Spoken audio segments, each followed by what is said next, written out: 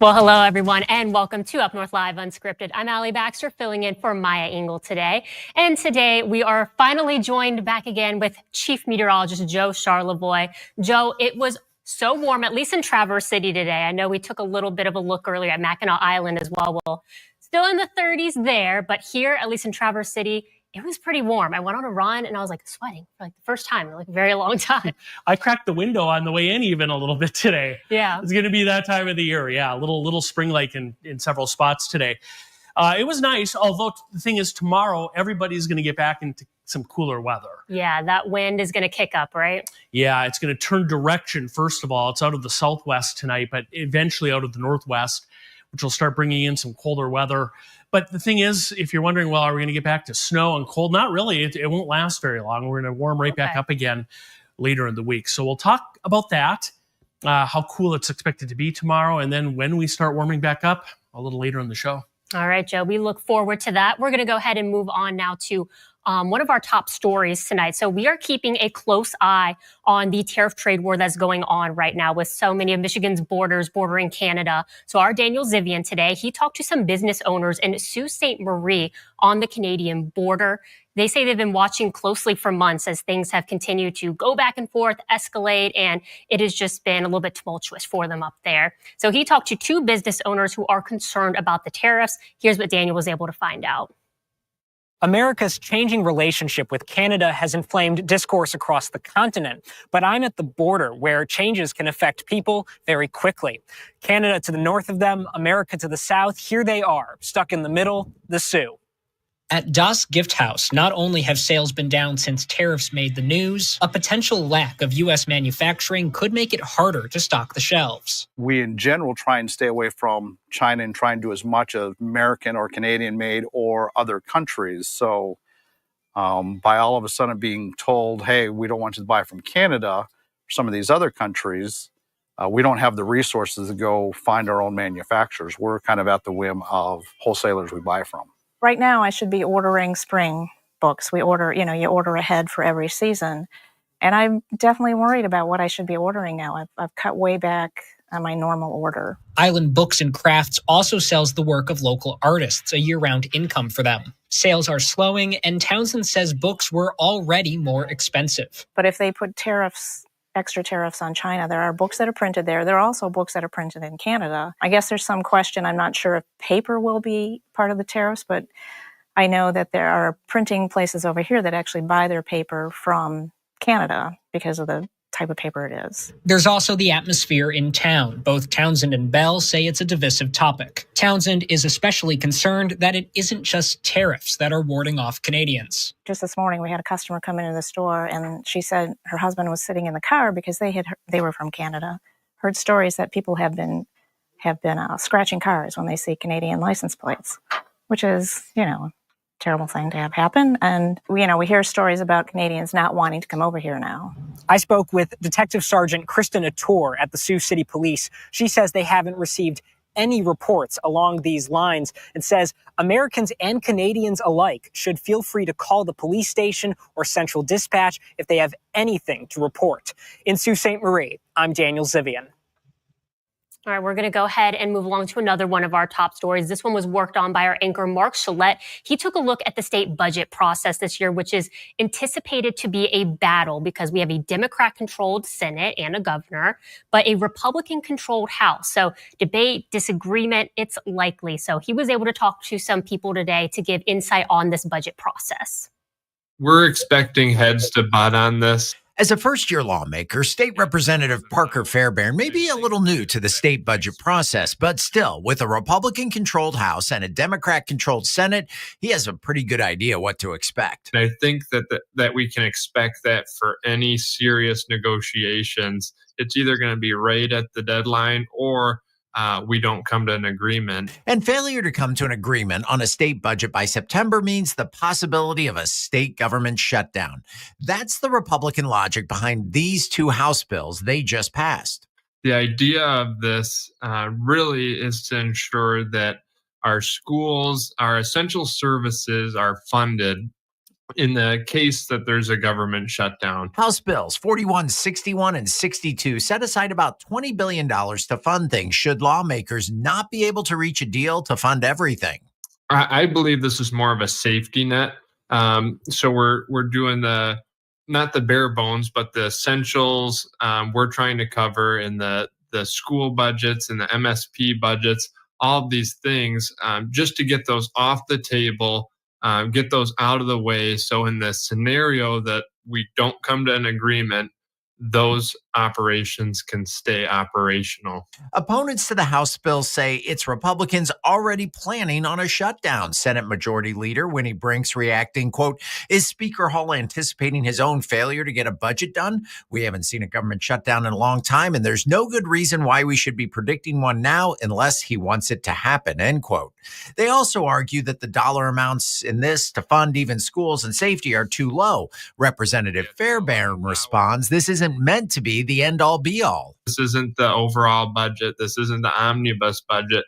This is a supplemental budget to ensure that you guys can stay operational. Once we get into the negotiations, then we can talk about the extra stuff."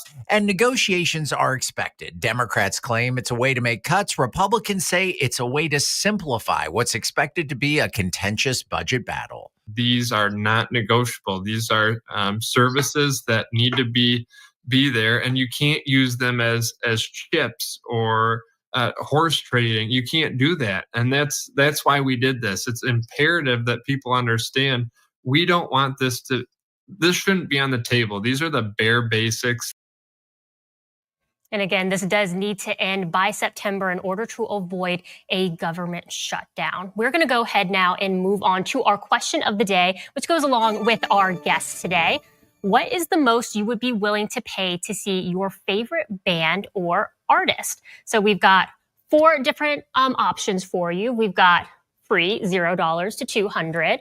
We've got $200 to $500, $500 to $1,000, and more than $1,000. So far, $0 to $200 is the clear winner at 84%. And I'm going to read just a couple comments here that we've already gotten on Facebook. We've got Rock On Angie, who seems like the best person to answer this question, saying, depends on a lot of things. The venue, front row, VIP, what time of year, a lot of different variables here. She wants more information. Corey saying, favorite band, right up front, probably $350. Robin saying, I paid $225 to see Paul McCartney in Grand Rapids, and I would definitely pay more to see him again. Now, again, this question kind of goes along with our guest that we are about to bring in, because we are once again debuting some of the new Interlochen concert series. So we are joined now by Rodney. He is a marketing manager. And Rodney, I know you've been talking to Maya the last few weeks, so this is our first time meeting. So it's nice to have you on Unscripted tonight. Thank you. Thank you. Nice to meet you. Well, Rodney, tell me a little bit about the recent acts that you guys just debuted. I'm really excited about some of them. Yeah, this week's a good week. First up, we have Ben Folds and a piano tour with Lindsay Kraft. That's going to be at our Corson Auditorium on June 14th. And the Ben Folds, we all know him from Ben Folds 5. And he's going to be there in the Corson Auditorium with just himself and a piano. It's going to be a great night of fun, bringing hits like Brick, Landed, Army. And he's just going to bring his signature storytelling. And we're going to be laughing at one minute and then, really just feeling everything the next minute. It's going to be a fun show. And then right after that, we've got Wynonna Judd. Yes, Wynonna Judd with the Greatest Hits Tour on June 26th. That's going to be at Kresge. We, many of us grew up listening to Wynonna Judd and the Judds, and this is just that. This is going to be just a great night of all the hits that she's done for years. She's a 5-time Grammy winner, and it's going to be a great night of country music and just a lot of fun. Well, I'm excited for the next one, The Head and the Heart. They've got Rivers and Roads. I love that song. Yes, Head and the Heart. They're a fun independent rock band. They're going to be joining us August 7th. And it's just going to be a great night just to listen to some music under the stars outside and enjoying the scenery and listening some nice, sweet, independent rock music there. And it looks like we didn't have a graphic for that one. So for those of you at home, The Head and the Heart is going to be on Thursday, August 7th. And then we have got one more as well, Rodney. Yes, the last one. This one's my pick of the week. This is bringing me back to my high school days. It's packed with the 90s hits. We have Toad the Wet Sprocket, Semi-Sonic, and Sixpence None the Richer, all coming on August 9th. And, just hitting us with those songs that we all know. All I Want, Walk on the Ocean, Closing Time. Just amazing songs from the 90s. Our chief meteorologist, Joe Charlevoix, just stepped out, but he was telling me about that song and that he was super excited about it. And then once again, we don't have a graphic for that artist, but that one is going to be Saturday, August 9th. And Rodney, I know it's probably been spoken about before, but I think what is so unique about the Interlocking Concert Series is there's so much diversity, even in the acts that we just announced here today. Absolutely. And that's what we like to do. We like to bring something for everyone. We like to bring the legends from the blues, from rock, classical music, country artists. We like to have that variety for everyone. Yeah, there's definitely a good variety. And then you guys kind of switch up with some of like the auditoriums outside as well. And so each of these acts is going to have a completely different feel. Absolutely. Every act's going to be a little bit different. The Corson auditoriums are indoor auditorium. It's more of a cozy, intimate night, where the outside, the Kresge Auditorium seats about 5,000 people. And that's just going to be a fun night outside in northern Michigan. We have the beer and wine tent there, or the beer and wine patio overlooking Green Lake. It's going to be absolutely fun. All right. Well, Rodney, thank you for joining us again. We'll see you next Monday. All right. And before we head to break here, once again, a reminder to vote on our question of the day. And once again, that is, what is the most you would be willing to pay to see your favorite band or artist? So for those of you who are joining us online, that QR code will be on your screen. You're watching Up North Live Unscripted. I'm Jada Johnson from Big Boys TV, and the Fish and Game Report is sponsored by Johnson's Propane.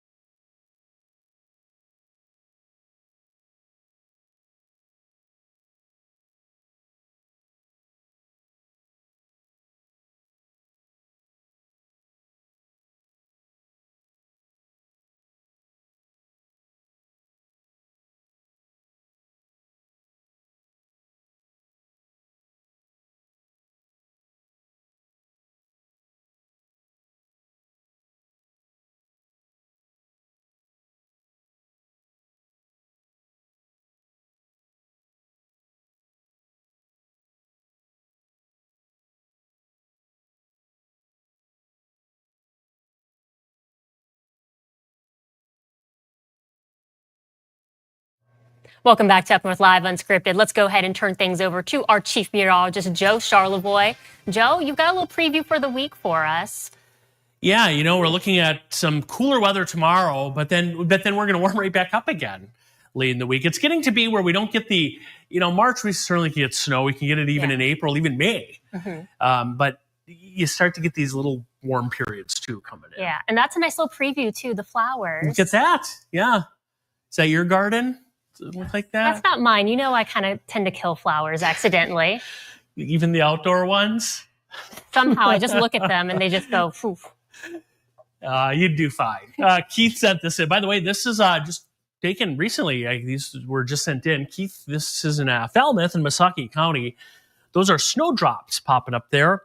And then also, he didn't have just those. There's some crocuses too, which are some of the early spring flowers popping up there in Missaukee County. So Keith, thanks for sending that one in. As far as the weather is concerned, we are looking at a lot colder weather coming in on Tuesday for tomorrow. A gusty wind, so it'll feel colder tomorrow, but it does not last long. Warmer air returns late week. We get back into the 50s and 60s for many spots Thursday, Friday, and Saturday. And with that being the case, it looks like our next significant chance for some precipitation would be on Saturday. As low pressure approaches, we'll see maybe a wet start to next weekend.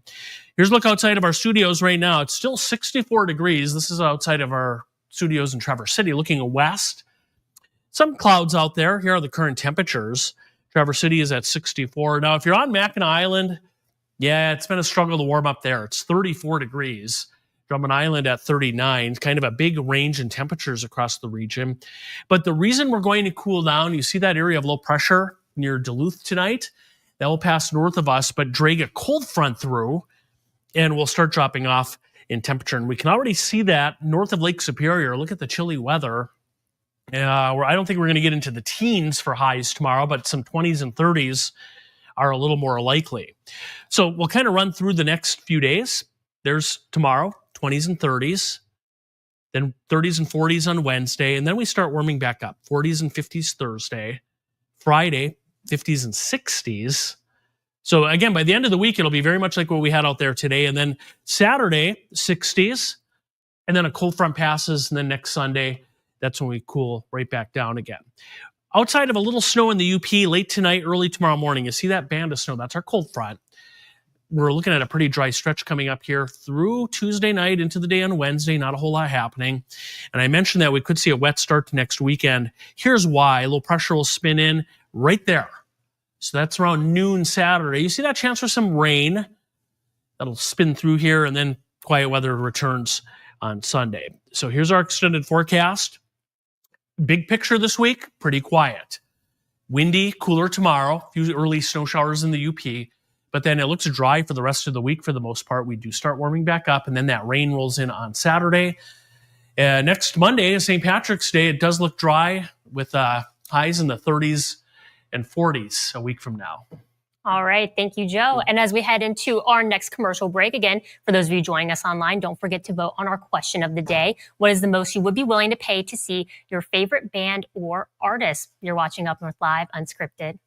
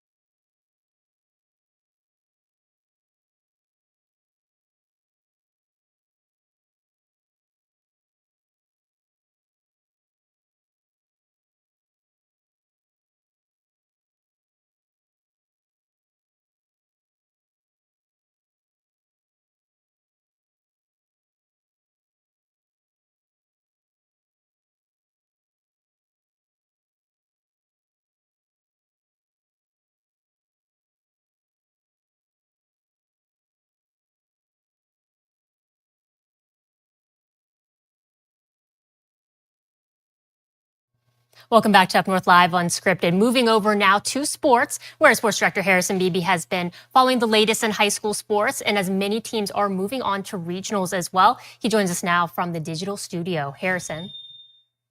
Hey, Allie, quick turnaround for the high school basketball state tournaments. We crowned district champions for girls basketball on Friday, and here we are after a quick weekend. We've got girls regional finals going on all across the state, and a handful of area teams are left in our viewing area competing for spots in the regional semifinals. And with the win, they can advance to the regional finals. Run down the big list right now, going down in our area. We've got Traverse City Central. They're at home. The Trojans were at home Friday, taking on Marquette. Got a huge win over the Sentinels, and now they're taking on Midland Dow in the semifinals at home tonight. Team that beat them in the regional semifinals a year ago, and now they get a second chance at the Chargers. See what happens and which team advances in the Division I regional there. In Division II, we got some interesting storylines. We know that Sault Ste. Marie is hosting Gladstone for their regional semifinal, while Clare is on the road at Fremont, with the winners of those two matchups meeting in Houghton Lake on Wednesday for the regional final. In Division III, it's probably my favorite matchup of the night. Harbor Springs hosting Manton. These are two really impressive girls basketball teams that I've had the chance to see multiple times in person.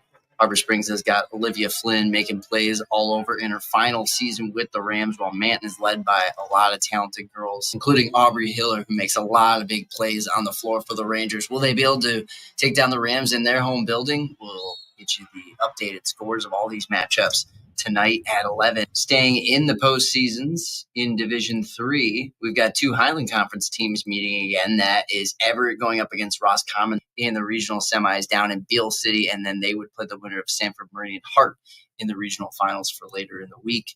Let's go now to Division IV, where we have a handful of teams left, and we start in our UP region. It's where St. Ignace and Newberry are going toe-to-toe. The Saints look like a tough out. Newberry will be the next team that has that opportunity to try and take down the number one team in D4. In the other half of that region features Burt Lake NMC going up against Inland Lakes. The Bulldogs out of the Ski Valley are an impressive team. We'll see if they can advance and maybe give the Saints a test in the regional final. If that's the matchup, they would host the regional final, would Inland Lakes, on Wednesday night if they advance. Moving on down the brackets, we know that Onekama is on the road at Mount Pleasant Sacred Heart. The Portagers have had a great season. They have a very scrappy bunch. We'll see if they can pull off the road upset at Mount Pleasant Sacred Heart. And finally, we wrap things up in Division IV in the McBain Regional. That's where we have a lot of familiar teams from a year ago. Gaylord St. Mary and Maiwa Sable meeting up in the first game. That's one of the best area teams against one of the best area players in the Snowbirds versus Mia McGregor.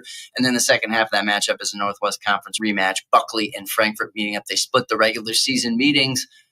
What will happen in Game 3? Only one can advance. The other has to go home. We'll get all those regional semifinals in the books by the end of the night. We know the boys will crown state champions at the end of the week, but we got to get through quarterfinals tomorrow night. We've got McBain, Bel Air, and Pickford all involved in state quarterfinals. McBain going up against Ishpeming Westwood. That will be a Division III state quarterfinal in Boyne City. We know Bel Air is going to be down in Houghton Lake. They are taking on Fowler in a Division IV state quarterfinal, and Pickford will be up in the UP, I believe, in Gladstone, meeting up with Crystal Falls Forest Park. All three of those teams with a win would advance to the Breslin Center for Thursday and the state semifinals. Exciting stuff to follow there. That is going to do it for me in Unscripted Sports. Back to you, Allie. All right, thank you, Harrison. And Harrison will also have updates for you tonight at 11. As we head into our last commercial break here, a reminder to vote on our question of the day. Again, that is, what is the most you would be willing to pay to see your favorite band or artist? We will go over those results when we come back.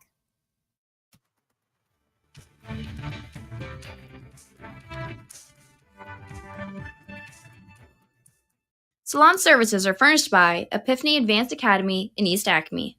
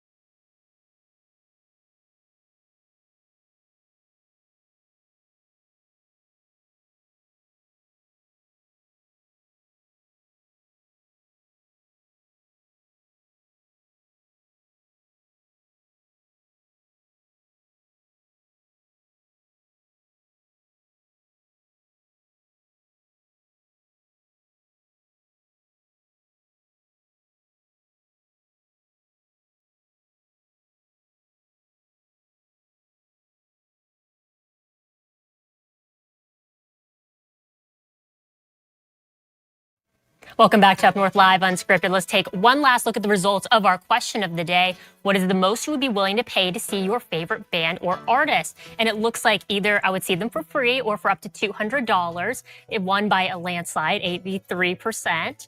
And then other people are saying the same thing. Amber said, zilch, nada, nil, nothing. I wouldn't pay anything to see my favorite artist. Alan saying $25 at an open venue. That would be fun.